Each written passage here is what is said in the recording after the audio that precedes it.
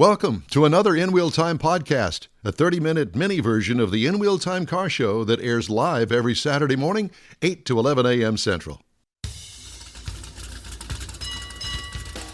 Live from the third annual Woody's Waterfront Car Show, this is the award-winning car talk show In Wheel Time. Thanks for joining us today. Coming up, we talk with a few more of the show goers here today.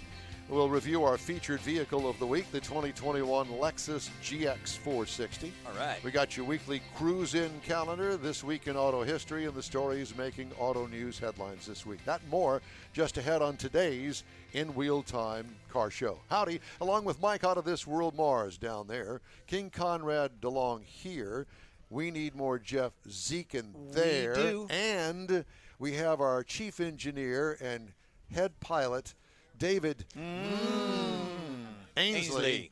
He's with us today as well. So glad that you could join us. It's a beautiful day down here in San Leon, Texas. It's gorgeous. And David, here. thank you very Gorgeous. much for fixing all the internet issues we've had. Thank you. Yes. We appreciate Thank your you, David. expertise. Thank you, David, for being with you, David. Thank you Thank so you, much for David. everything that you do, and we know it's a lot. For being Not. you, David. Thank you for being you. Yeah, he shows up, he plugs in some wires and twists some knobs, and he's good to go. Yep, there you go.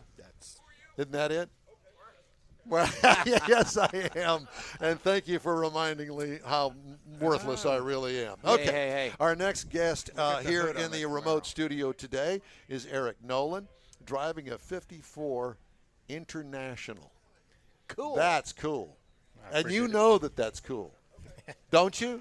You probably have people all the time telling you that's cool. Your wife's showing pictures, so she knows it's cool. Yeah.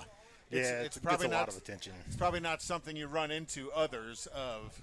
Probably very unique in itself. So tell us about the truck. Are you a car guy? Yeah. You always have been a car guy? Yeah. So you probably had something before this. Yeah, we've had quite a few different toys. Yeah. And so, well, this one, the 54 International, did you go searching for a truck?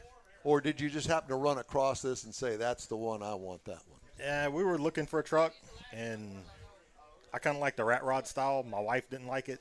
We saw this, and she liked it, so it was Well, it was Kinda kind of worked out perfect. a compromise, kind of, because it actually has that kind of a rat rod look to it.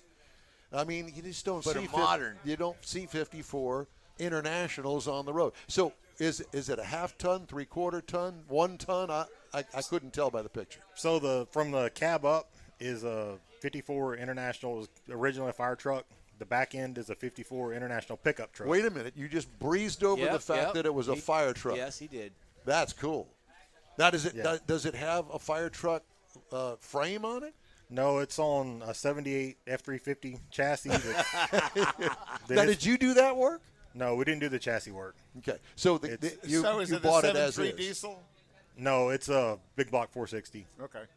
And then back aft on ladder bars, panhard on the back, and the airbag it kit on the front with a drop eye beams and all of that. Wow. Now, have you been out to the? Lone Star Throwdown. Have you been out to Lone Star Throwdown? No, I haven't. Oh, they'd love to see your truck Yeah, at they Lone would. Star Throwdown. Dude, that is a ringer. Do you know about Lone Star Yeah. Throwdown? Yeah. Have you been out there? No, I've never been to it. You need to go. Lonnie and Todd Okay. are friends of the show, and we usually do the show every year up there at in February Yeah. or April or March. Y'all would really enjoy it. Plus, you'd also enjoy all the attention your truck would get. Oh, your truck would draw. Oh, yeah. Thousands of people come look at it just for the uniqueness of it, and that's part of what makes Lone Star so much fun. Is everybody brings out their toys, and not being able to see other internationals. That's quite. So where did you find it? Up the little path, probably a couple hours past Madisonville. Okay. We went and picked it up there.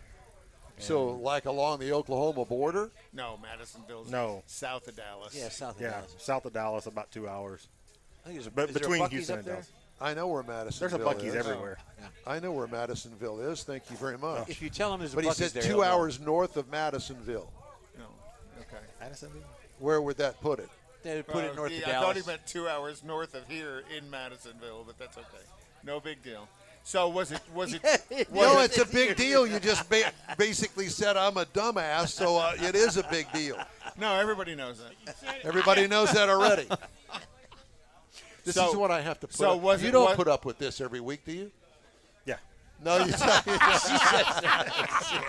She's agreeing with I it. quit. That's So- it. So who did the work on your vehicle? Was it was it what it is today when you picked it up? Or Yeah, did it you was modify put it? together. We've done quite a bit since we've had it. I mean, it needed brakes, engine work, a bunch of electrical tedious stuff that we had to put together. That is so ugly. So too, you that with a group of electrical guys, work. or what? Do what? You had it with a group of guys. You took it somewhere. Or No, we've done pretty much everything in the Yourselves? garage. Yeah. Wow. Yeah, it was chopped and it's 8 inches. I still have to work on some windows and glass. The front's cracked just because the chop, they're not as rigid, so it flexes. Right. So I'm probably going to get a Lexan windshield put in it, just so I don't have to worry about the cracking. My driver's side door window rolls down about 2 inches. All the tracks in it and the rollers are all shot. So that's when it's not a 100-degree project to tear all that down and sit in the garage and go through all that. Oh, No that air, is- no air conditioning. No. What powertrain? It's a 460 with a C6. Okay. And then the Dana in the back with 411s. Oh, it's So not it's a highway car. crazy low geared. I was gonna say it's not a highway car with No. 411s in it. No, do you have a plan on changing that to maybe putting a higher gear in it? I'm trying to decide if I want to put a 4-speed or go with a gear vendor setup for the vendor. overdrive. Put the gear vendor bolt on the back. Yeah. Gotta- Yeah, I'm not sure. I don't want to, because it's on the 18-wheeler with 22.5, so it's a whole lot of weight on the back to turn. So I don't want to lighten the gears up, because then I lose too much taking off. Yeah. So if I either go with a 4-speed or just the electric overdrive, the bolt-on, at least Well- it'll make it a little more highway friendly. Well, that's what he's trying to do with his Well, his Oldsmobile. Yeah, I'm actually probably gonna, when I do something with it, which will be eventually, I'm gonna probably put a 4-speed automatic in it, because the gear vendor would be nice, but I think I can get a 4-speed automatic in it cheaper. Yeah, and hopefully this winter I'm going to take it. Still got the steel heads on it, and put aluminum up front, get rid of a little bit of weight. Yeah. And he's going to do it for the weight savings. No, he's going to do it for the valves and the flow and all the other good stuff Put that goes some along power with it. down. All that comes with it, but on the front, on the air with that big block, it's still kind of bouncy, even with those bags aired all the way tight. Really? Yeah, Oh yeah, it's what's it probably weighs? it's 6,000. Yeah, it's almost 6,000. I think it's about 57 across the scales. So Yeah. So when they put the fire engine cab on it, do you have any idea what happened to the rest of the fire engine? it was just the cab. It was cut with the box off the back, so it was just a cab and front half of the chassis and wheels sitting. Wow, interesting. Yeah, it was in a salvage yard. They pulled That's it where out you of. bought it. Was the same? Oh no, it's where the fire. Yeah, that's where it originated from. And the front still almost all original paint on it. So the fenders, the cowl, the hoods, everything's still single stage, which we put a couple coats of ceramic so it doesn't absorb everything that Right. touches it. But But that's pretty cool. Yeah, because you can't you're not allowed to repaint it that way anymore. yeah, the back is all airbrushed with a whole bunch of rust drips and weathered look to it to blend it in. And the paint on the back is pretty good to match the front, but if anything happens, it's going to be a whole fix everything and repaint because you can't get it back. It's still got just the stamp gold leaf down the doors, the lettering and all that. Oh, cool. So And that's the original from Yeah, the yeah. fire truck. yeah, the original gold leaf stripes down the cowl, Yeah. down the doors. Yeah. Did it have any sirens on it from the 1950s? It did. Does it still do? Yeah, it's got the big giant chrome bell with the light, and I've got 2 reds on the front and 2 cabs that light up. Keep Don away from it. He'll be playing with the sirens the whole time. Then it's got of course it's on bag, so it's got a compressor. It's got 4 air horns and Yeah, baby. Do you ever let it all go at once? oh yeah. Yeah. Well, my wife likes to turn them on all the time. We have it parked somewhere, especially when kids are around. That's They right. like Blame it. the wife. Oh, it is. She's agreeing to it. So, I mean, have you just kind of on a Saturday night, pull up to 1960 in Kirkendall and just let it all light up right out there in the middle of the intersection? No. I know it's illegal, but I mean, that's not going to hurt anybody. It's going to be, oh, look, there's an old fire truck with a great big motor in it, and it looks bad to the bone. I mean, come on. You got got to live on the edge a little bit, and we know that you know how to live on the edge. I would in a heartbeat. I wouldn't hesitate. Oh, yeah, I They'd would be too. dragging me and the truck to jail. It is fun at the red Send lights. all You of bump your- the siren, have people start pulling away. Yeah. Send all of your ticket information to Conrad at inwheeltime.com. That's right. And what's wrong with that? So plans? Other than the obvious what you've talked about, the got windows. AC. Does it have AC? It does. Okay. Yeah, it's got the little knee kicker under dash AC on it. Now you just got to get the windows to close correctly. Yeah, well, and they help the AC. No, they close. They just don't come down. They don't open. Okay. So yeah, for me, AC is it's got to be for me. So. Yeah, absolutely. Now, are you Houstonian? From Baytown. Baytown, Texas. All right. And so you're familiar with the car scene around here. Yeah. So every place that you go to with that truck, I guess everybody comes talking to you. Oh yeah, it draws a crowd everywhere, I would think so. and not even at any car events, pretty much anywhere. Yeah. So I would imagine that you have had these kinds of cars before in your life, where it drew this kind of attention. Not this much. Yeah. Yeah, nothing else we had was like this. How long have you owned this? A few months. Just a few months. Yeah, we went through a lot in a short time on it. Wow. It's every weekend and after work. Yeah. Out working on everything. Now, did you drive She's it nodding down here? yes. Yeah. You drove We it. drive it. Yeah, we can't trailer it. We have a tow bar on the front, so it's got the dual. I've got two bed flaps that come up for a bed cover, and you can get the drive shaft from the top. So Okay. the thing sits about 6 inches off the ground, Yep. so you can drop the drive shaft from the top in a couple minutes. So if we tow it somewhere, we can put a bar on the front and move it. But it's too wide for a car hauler. By probably the front fenders are probably 8 or 10 inches too wide for the fenders. And then the big deck overs is too low to make a transition from the dovetail. So to the next deck. purchase is going to be a flatbed I 18-wheeler. was thinking the same thing. Can you Yeah. imagine what that would look like? That'd be awesome. So I told her I wouldn't mind getting an old truck and putting a hydraulic flatbed tow truck on the back. That way we can pull it up on that and then take them both. And have a look to it. And she keeps nodding her head, so she's all into this. Yeah. Absolutely. Get you an old cab over. Get you an old COE. Yep. Now, did she know that you were into all this hot rodding stuff when she married you? Yeah. She did. So she married you anyway. So do you have a toy as well? Okay. You could have this is a his The, and wi- her. the wife is working on her toy. So what kind of toy do you want? She's going to have the semi truck. She's our next interview. Yeah. So. Okay. All right. Well, at any rate, it's great to talk to you, and we're enthralled. There are some really unique, different kinds of cars. Are you going to show this thing at Autorama? We were thinking about it. I'm not sure if I'm going to take it there or not Why? because I'm not sure I'm going to have it where I want it by then. That's a month away. Well, yeah. Month and a half. But I mean, what is there? It sits still in a show. I mean, everybody really wants to see this. I promise you, they do. Yeah, and that would be a fun. We have connections there, by the way. Well, yeah, we actually talked about it, and I've got a little bit more body work and a little more pinstriping I want to get knocked out on it. A little more wiring cleaned up. Tick-tock, baby. 4 weeks is a lifetime.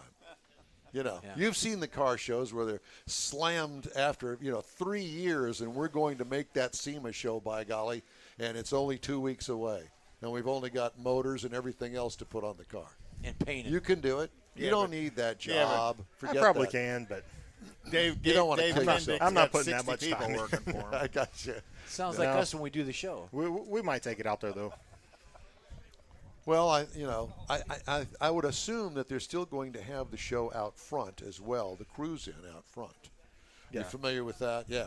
And so there's always that option too, I think. I don't have all the details of this coming Yeah, show. where they close Avenida and you can just drive in and cruise in and park. Right. Yeah. For a few hours that day. And that's always a fun event because it draws people. It's kind of like this. It draws all sorts of different cars that you normally don't see at your regular cruise-in on a Saturday night. Do you live in Baytown now? Yeah, we live in Baytown. So how did you get here? Up 146. 146? Yeah. In that truck. in that truck Yeah. on 146. Yeah, at about 55 or 60. Yeah. And that's wound up with a 411 rear So you end went in it. over the Fred Hartman. Yeah. Yeah. And was it open today? Or is Yeah, it it's- still a screwed up nightmare? Thank you, No. Highway Department. It's been open for a little bit. So all the lanes are back open again? Yeah, both sides, north Well, and south. so it's a miracle. So it's been a couple of weeks then since that. Yeah. Yeah. I've covered multiple wrecks on that thing, and that's bad. Don's the No, channel 13 We don't want to even go traffic guy in the helicopter. We don't care about So any when of you that when stuff. you see messed up traffic, it's Don's fault. So blame him. Right. And you People just cuss looking him up, out. going, "Oh, there he is now." Yeah. Well, I like the police chases. Those are fun. yeah. Well, we had one yesterday, but anyway, it's great to talk to you. Y'all Thanks too. so much for stopping by. It's great Thanks to for meet bringing the you and truck your out. wife, and thank you. And No we problem. will see you soon. Okay. Yeah, if y'all aren't walking around, we're right behind the tent. You know, when you come in. we're going to find you because I want a up close and personal tour. Okay, yeah, come check it out. And next month we're at Lupe Tortilla in Katy, so bring that out. Yeah, from Baytown to Katy. Why not? Uh-huh. He does. 50. Whoa. Yeah, We'll probably tow it behind the truck going that far. yeah. That thing gets about 4 or 5 miles per gallon. So That's with a We'd love to see you. tailwind. yeah, and it's got a little 20-gallon cell, so we get Ooh. 100 miles maybe. Yeah, tow it out there, and you'll be fine. It's good right. to see you. Thanks so much. We appreciate you stopping by. All right, I appreciate it. All right, Mr. Mars, it is time now for my car review. And I tell you that because you haven't sent me the last car review, which I know that you'll do on Monday. Yeah. I didn't get the last car review. I'm writing it down right now. Are you? Yes, sir. Is that with the checklist as well? No, this is the new checklist to find the old checklist. Okay. With the tablecloth and the cable. That's And it. the, Okay. and the chairs. And the chairs, yeah. I think we have the chairs in the in the studio, but we won't need them next weekend, will we?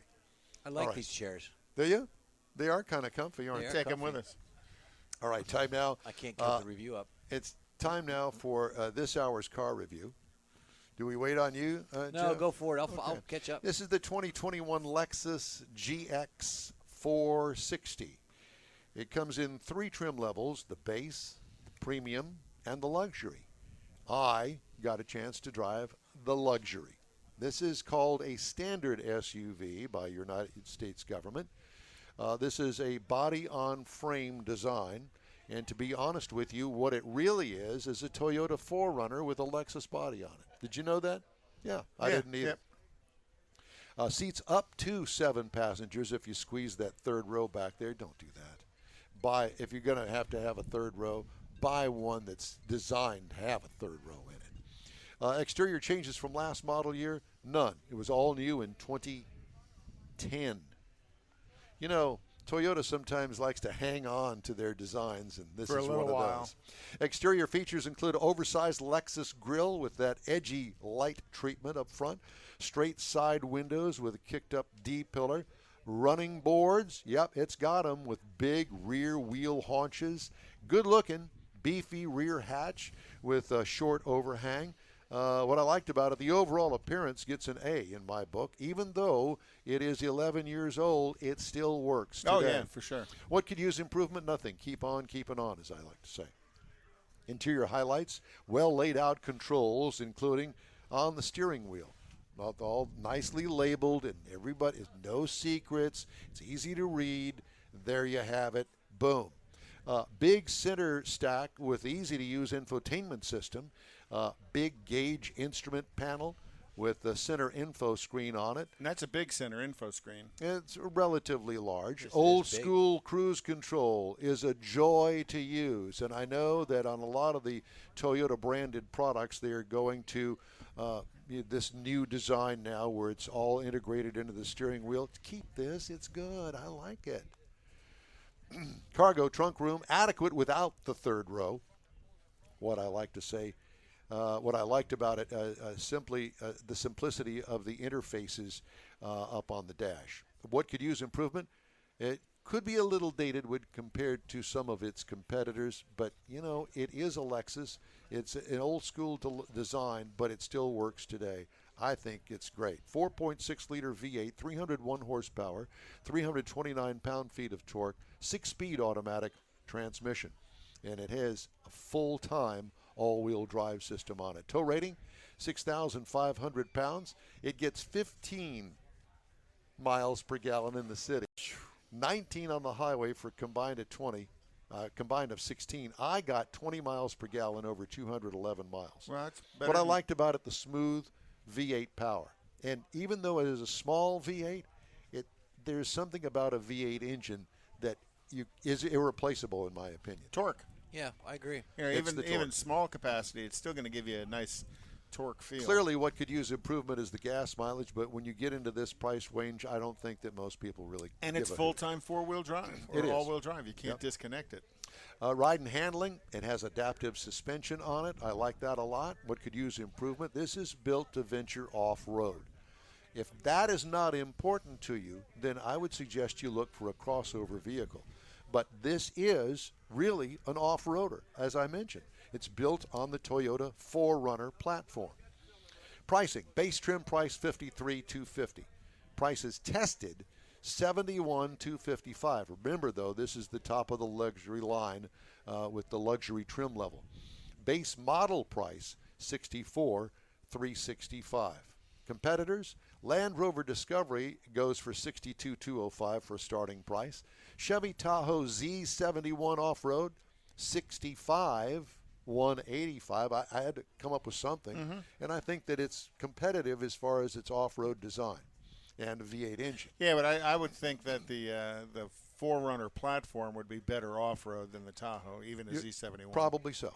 And then the other one would be the Jeep Grand Cherokee Summit, which is their off-roader, the nice one. Yep. $63,025 is where that starts. And that's my review of the 2021 Lexus GX460 Luxury. All right. All right. How did you do? Did you catch up with Yeah, me? I caught up to you. But did you see that lady carrying 2 Bloody Marys and walked right by us and didn't stop? Is the bar open? I don't know. She had Bloody Marys in her hand. There she is. Is the Bloody Mary, is it See? open here? You got to go inside and get them. Well, or you could bring them to us. Can or we- just give us yours. Can we see that for a minute? Just for a minute. No, We're just saying. No, she's already drank from it. Yeah. She's already bitten the celery. She's already Gee bitten whiz. the celery. There's nothing like bitten celery. Yeah, nothing like it at all. All right. Did we do the cruising calendar? We're missing something. No, we already did the cruising calendar. Okay, we but still we're have, missing something. Well, we still have at some point history, auto history. Well, There you go. You want to do auto history? We have time for if that we can right get now. Jeffrey to gear up. Oh, no, not me again. You know, Jeff was Once struggling again- with turning off a video No, source. they wouldn't let me before turn it you off. turn it and on. You gotta, yeah, it's. So when you're ready, Jeff, you let us know. I'm ready. Okay, he's ready. So let's do This Week in Auto History. So in 1908, William Durant founded General Motors Corporations and collected several car companies, including Buick, Oldsmobile, and Cadillac, to form the Goliath of the automotive industry.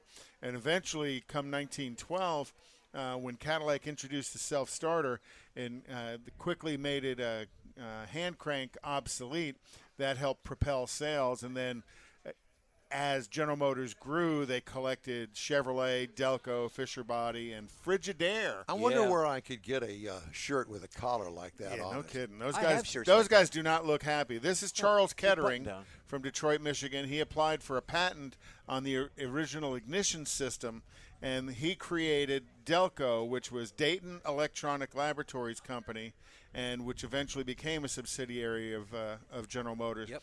And Kettering was quite the inventor in his day. He developed lots of lighting systems, lacquer finishes, anti-lock, fuels. He developed leaded gasoline to deal with spark knock, and also the electric starter. In 1955, Ford produced its 2 millionth V8 engine.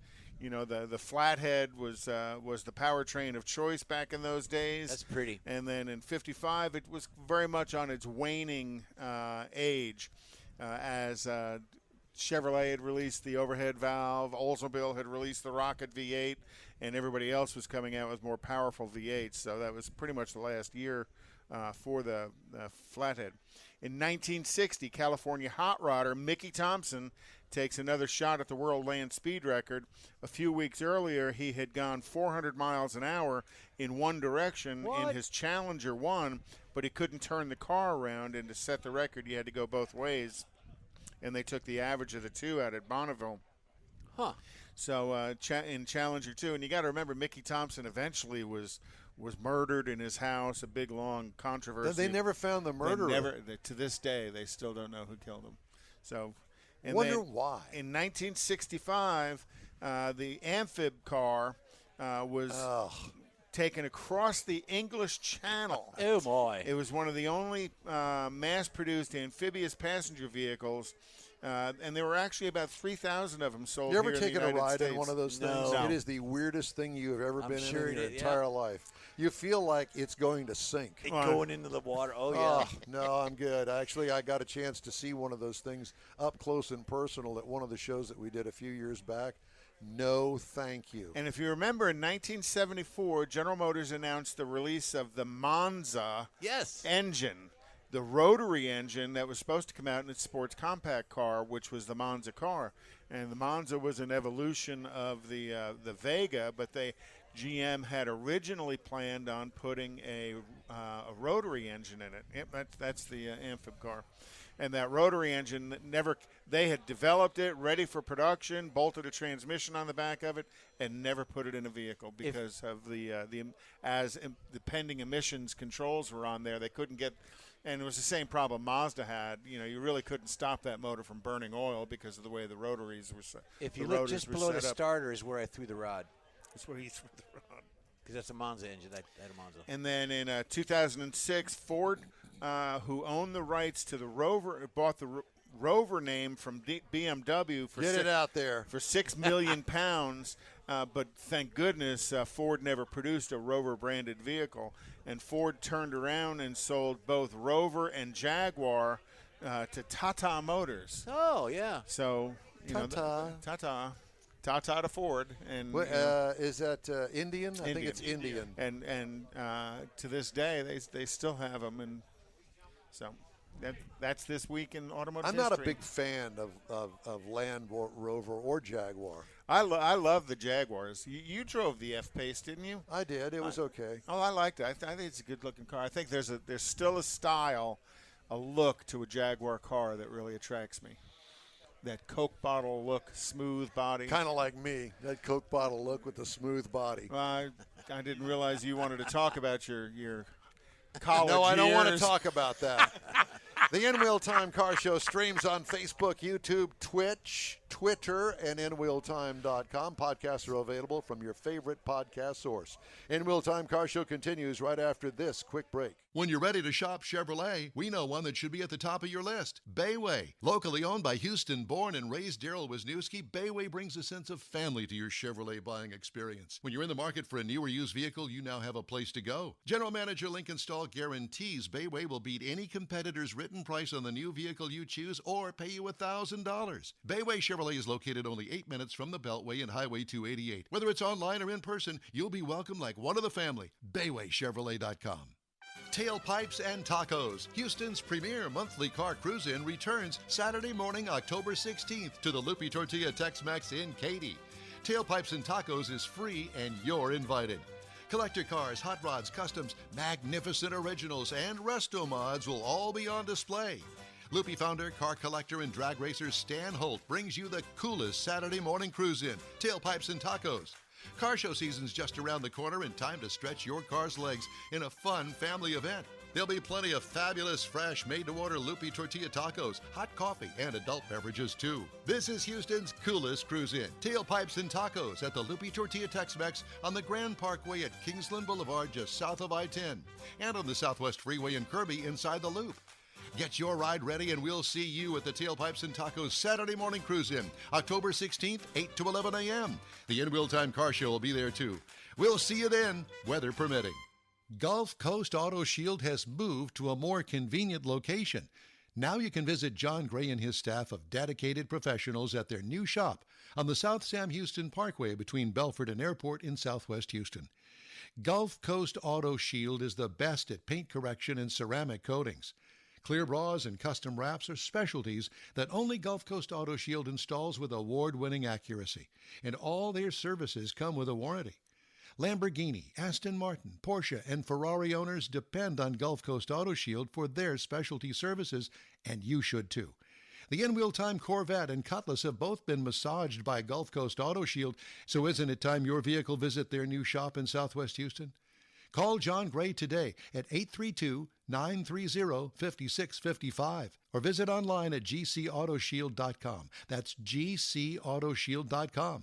Paint, coatings, wraps, and more at gcautoshield.com. That's it for this podcast episode of the In-Wheel Time Car Show. I'm Don Armstrong, inviting you to join us for our live show every Saturday morning, 8 to 11 a.m. Central on Facebook, YouTube, Twitch, and our InWheelTime.com website. Podcasts are available on Apple Podcasts, Spotify, Stitcher, iHeart Podcast, Podcast Addict, TuneIn, Pandora, and Amazon Music. Keep listening, and we'll see you soon.